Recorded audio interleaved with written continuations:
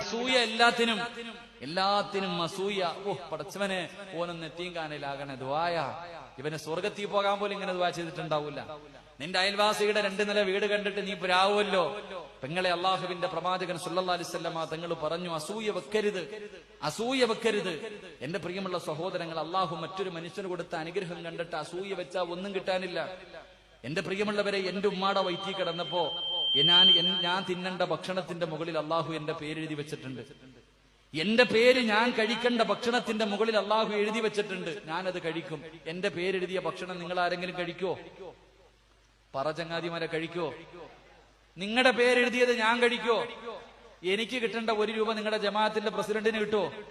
പ്രസിഡന്റിന് കിട്ടേണ്ട 1 രൂപ എനിക്ക് കിട്ടോ? കിട്ടൂല. ഇതറിയാം. എന്നിട്ടും അസൂയ വെച്ച അതിന് പ്രാന്തെന്നാ പറയുന്നത്. അള്ളാഹു ഈമാൻ തരുമാറാകട്ടെ. അതിന് വട്ടെന്നാ പറയാ. പിന്നെയും നീ അസൂയ വെച്ച നിനക്കുള്ളത് നിനക്കേ കിട്ടൂ, ലോകത്താർക്കും കിട്ടൂല. ഇത് എനിക്ക് നിങ്ങൾക്കും അറിയാം. എന്നിട്ടും നമ്മൾ അസൂയ വെച്ച അതിനർത്ഥം എന്തെന്നറിയോ? അല്ലാ, നീ കാണിച്ചത് നീതിയല്ല, അല്ലാ അവന് കൊടുത്തു എനിക്ക് തന്നില്ല. ഇതാ പറയുന്ന അർത്ഥം. അള്ളാഹുവെ, നീ നീതിമാനല്ല, നീ അവനു മാത്രം കൊടുത്തു എനിക്ക് തന്നില്ല. ഇത് ശരിയായില്ലെന്നാ പറയുന്നതിനർത്ഥം. അള്ളാഹു കാത്തിരക്ഷിക്കുമാറാകട്ടെ. അള്ളാഹു നീതിമാനാ, അത് മനസ്സിലാക്കണം എന്റെ പ്രിയമുള്ളവരെ. എന്നിട്ടും അള്ളാഹു മറ്റൊരുത്തന് കൊടുത്ത അനുഗ്രഹം കണ്ടിട്ട് അസൂയ വെച്ച നിനക്ക് അള്ളാഹു 3 ശിക്ഷ തരുമെന്ന് നബി മുഹമ്മദ് മുസ്തഫ. ഈ 3 ശിക്ഷ കേട്ടാ മതി. പിന്നെ ജീവിതത്തിൽ ഒരിക്കലും ഒരുത്തനോട് അസൂയ വെക്കൂല. അള്ളാഹു ഈമാൻ നൽകുമാറാകട്ടെ. ചിലപ്പോഴൊക്കെ നമുക്ക് തോന്നാറുണ്ട്, 2 നില വീടായി, കടയായി, കച്ചവടമായി, വാഹനമായി, മക്കൾക്കൊക്കെ നല്ല ജീവിതമായി, ഇതൊക്കെ അള്ള എനിക്ക് തരുന്നത് എന്നോടെന്തോ സ്നേഹമുള്ളത് കൊണ്ടാണെന്നാ നമ്മൾ വിചാരിക്കണേ. അല്ല, അള്ളാഹു മറ്റൊരു മനുഷ്യര് കൊടുത്ത അനുഗ്രഹം കണ്ടിട്ട് അസൂയ വെച്ച അള്ളാഹു കൊടുക്കുന്ന 1ാമത്തെ ശിക്ഷ, അവൻ ഒരു കാലത്തും അള്ളാഹു സമാധാനം കൊടുക്കത്തില്ല എന്ന് നബി മുഹമ്മദ് മുസ്തഫ. സമാധാനം കിട്ടാത്തതിന്റെ 1ാമത്തെ കാരണം അയൽവാസിയുടെ വീടും കാറും തന്നെയാ, വേറൊന്നുമല്ല. നീ എപ്പോഴും അവളെ നോക്കുന്ന എന്തിനാ ഉമ്മ?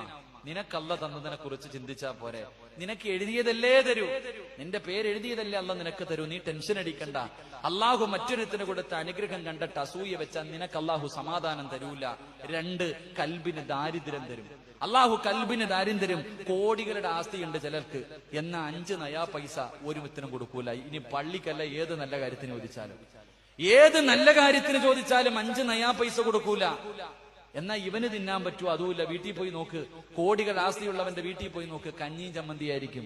ആക്ക ഒരു മട്ടൻ ബിരിയാണി, അല്ലോ പറ്റൂല, കൊളസ്ട്രോളാ. ഇതവസ്ഥ. നീക്കും തിന്നാൻ പറ്റൂല, ആർക്കും കൊടുക്കത്തുമില്ല. അള്ളാഹു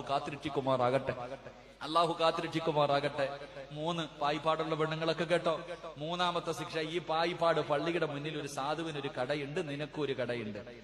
നിന്റെ കടയിൽ കച്ചവടമില്ല, അവന്റെ കടയിൽ കച്ചവടമുണ്ട്. നീ ഇത് നോക്കിയിട്ട് പ്രാവുക, അല്ല ഇവൻ എന്നാ ഒന്ന് എത്തിങ്കാനല്ലാവുന്നത്. നീ ഇങ്ങനെ പ്രാവിയിട്ടിരിക്ക. നീ ഇങ്ങനെ അസൂയ. നിന്റെ വീടിന്റെ അയൽവാസിക്ക് ആകെ ഉണ്ടായിരുന്നു 1 നില വീടാ. നീ ആണെങ്കിൽ അസൂയ വെക്കാൻ തുടങ്ങിയപ്പോ അള്ളാഹു നിനക്ക് തരുന്ന 3ാമത്തെ പണി, അവൻ ആകെ 1 കടയുണ്ടായിരുന്നുള്ളൂ, ഒന്നുകൂടെ അവൻ തുറക്കും. അത് തന്നെയാ. നിന്റെ കണ്ണിന്റെ മുന്നിൽ അവൻ 1 കട കൂടെ തുറക്കും, നിന്റെ ഉള്ളതും പൂട്ടും. ആകെ 1 നില വീടേ ഉണ്ടായിരുന്നുള്ളൂ, അവള് 2 നില വീടും വെച്ച് 1 കാറും വാങ്ങും. അള്ളാഹു ഈമാൻ നൽകി അനുഗ്രഹിക്കുമാറാകട്ടെ. നീ എത്തീങ്കാനയിലുമാകും. അള്ളാഹു നമുക്ക് ഈമാൻ തരുമാറാകട്ടെ. ഇതാ പണി, അള്ളാഹു തരുന്ന പണിഷ്മെന്റ് സഹോദരങ്ങളെ. അതുകൊണ്ട് എന്റെ പ്രിയപ്പെട്ടവരോട് പറയാനുള്ളത്, അള്ളാഹു തന്നത് കൊണ്ട് തൃപ്തിപ്പെട്ട്, തന്നതിനെ കുറിച്ച് ചിന്തിക്ക്, തരാത്തതിനെ കുറിച്ചല്ല. അള്ളാഹു തന്നതിനെ കുറിച്ച്. എന്തിനാ നീ 2 നില വീട്ടിൽ നോക്കണേ? താത്ത, നീ എന്തിനാ 2 നില വീട്ടിൽ നോക്കണേ? നീ ചിന്തിക്കേണ്ട എന്തെന്നറിയോ? ഈ പായിപ്പാട് വാടക വീട്ടിൽ കിടക്കണ എത്ര പെണ്ണുങ്ങളുണ്ട്. എനിക്ക് 1 സെന്റ് ആണെങ്കിലും സ്വന്തമായിട്ടുണ്ടല്ലോ, അത് ചിന്തിക്ക്.